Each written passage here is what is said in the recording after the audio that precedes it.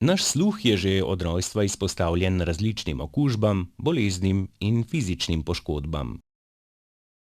Morda še najbolj neviden sovražnik našega sluha pa je hrup.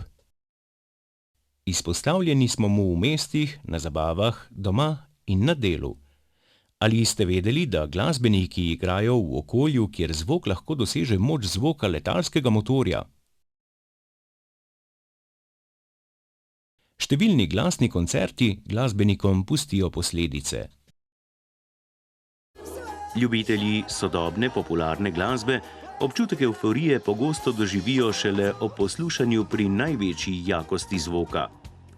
Zato številni nastopi pustijo posledice tudi pri glasbenikih, ki seveda ne želijo razočarati svojih privržencev. Darek Avrič, nekdanji punker, danes pa član zasedbe Kingston, ima za seboj že kar nekaj takšnih nastopov. Z glasbo se poklicno ukvarja že več kot 20 let. Pred približno 8 leti pa je opazil, da se mu sluh poslabšuje. Z našim klavatoristom Zonetom si izmenjujeva te demo posnetke, ne?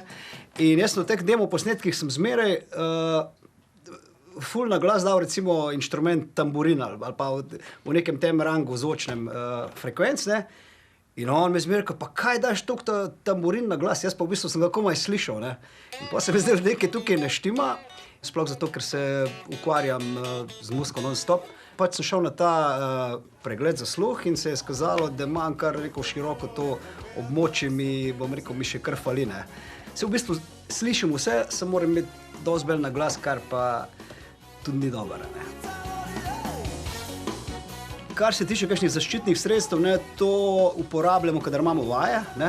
Tam jaz obvezno imam čepke skozi, ker mi je too much vsega, ne. Na odru me to niti ne ovira, ker so pač normalno na odru so stvari še zmeraj dosti na glas.